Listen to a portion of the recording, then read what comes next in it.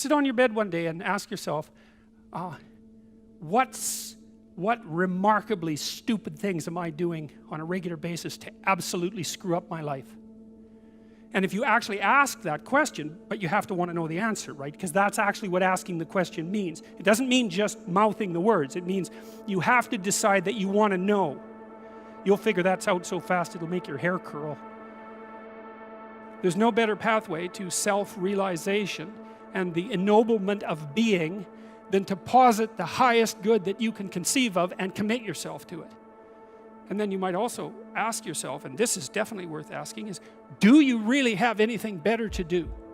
And if you don't, well, why would you do anything else? If you orient yourself properly and then pay attention to what you do every day, that works. And I actually think that that's in accordance with what we have come to understand about human perception, because what happens is that the world shifts itself around your aim, because you're a creature that has an aim. You have to have an aim in order to do something. You're an aiming creature. You look at a point and you move towards it. It's built right into you. And so you have an aim. Well, let's say your aim is the highest possible aim. Well then, so that sets up the world around you. It organizes all of your perceptions. It organizes what you see and you don't see. It organizes your emotions and your motivations. So you organize yourself around that aim, and then what happens is the day manifests itself as a set of challenges and problems, and if you solve them properly, then you stay on the pathway towards that aim, and you can concentrate on the day, and so that way you get to have your cake and eat it too, because you can point into the distance, the far distance, and you can live in the day. And it seems to me that that makes every moment of the day supercharged with meaning. That's how, because if everything that you're doing every day is related to the highest possible aim that you can conceptualize, well, that's the very definition of the meaning that would sustain you in your life. Well, and then the issue is, well, back to Noah. Well, all hell's about to break loose and chaos is coming. It's like when that's happening in your life, you might want to be doing something that you regard as truly worthwhile, because that's what will keep you afloat when everything is flooded. And you don't want to wait until the flood comes to start doing that, because if your ark's half built and you don't know how to captain it, the probability is very high that you'll drown. Ask and it shall be given you. Seek and ye shall find. Knock and it shall be opened unto you. For everyone that asketh receiveth, and he that seeketh findeth, and to him that knocketh it shall be opened. That sounded pretty optimistic again. But again, I think it's a description of the structure of existential reality, and by which I mean, when I'm in my clinical practice and I observe, and this is also the case with my students, is, let's say people's lives aren't what they would like them to be, and so then you ask, why? Well, forget about tragedy and catastrophe, because that's self-evident and we're not going to discuss that. Although the degree to which you bring about your own tragedy is always indeterminate. But I would never say that every terrible thing that is visited on a person is something they deserved. I think that that's a very dangerous presupposition, especially because everyone gets sick and everyone dies.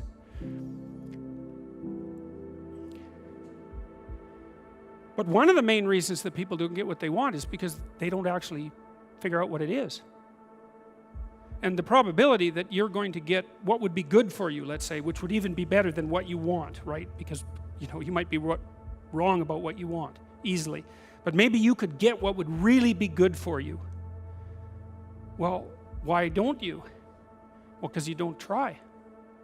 You don't think, okay, here's what I would like if I could have it. And I don't mean in a way that you manipulate the world to force it to deliver you goods for status or something like that. That isn't what I mean.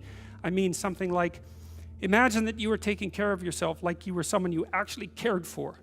And then you thought, okay, I'm caring for this person. I would like things to go as well for them as possible.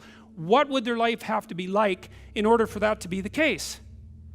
Well, people don't do that. They don't sit down and think, all right, let's figure it out. You've got a life. It's hard, obviously. It's like 3 years from now, you can have what you need. You've got to be careful about it. You can't have everything. You can have what would be good for you, but you have to figure out what it is, and then you have to aim at it. Well, my experience with people has been is, if they figure out what it is that would be good for them, and then they aim at it, then they get it.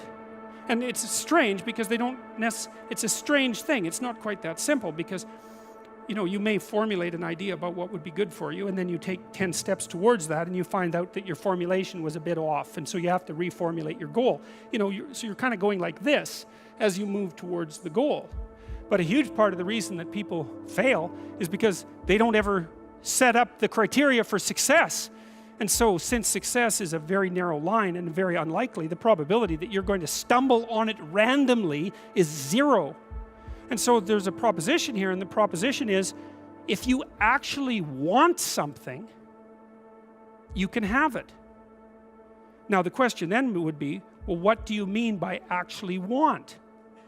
And the answer is that you reorient your life in every possible way to make the probability that that will occur as certain as possible. And that's a sacrificial idea, right? It's like, you don't get everything.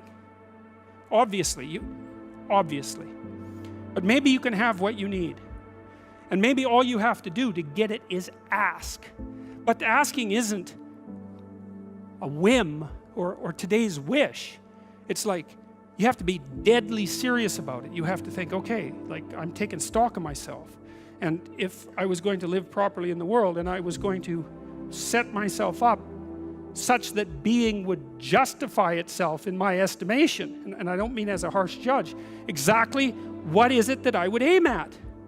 And so the issue is not so much the blindness of others, even though there's as much blindness among others as there is for you.